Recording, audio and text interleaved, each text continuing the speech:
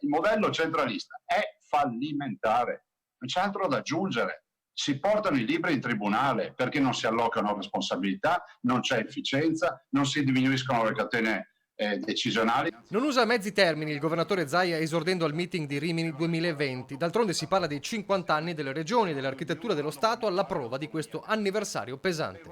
La storia ha dedicato a noi questo passaggio. Noi siamo quelli che hanno inventato il referendum. La Corte Costituzionale ha autorizzato il nostro referendum. Il nostro referendum nasce da un conflitto con il governo, nasce da un conflitto importante, siamo stati un anno in corte a discutere di questo conflitto e dopodiché noi siamo riusciti a celebrare questo grande referendum del 22 ottobre 2017.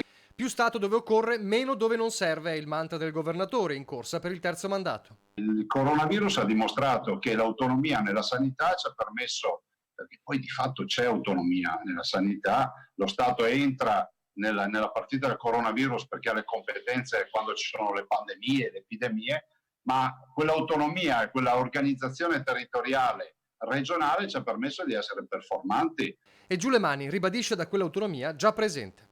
Qualcuno mi ha detto che, mi sembra aver capito che qualcuno forse a causa dei colpi di sole a Roma ha deciso di riportare competenze allo Stato centrale, a parte che è fallimentare una visione del genere.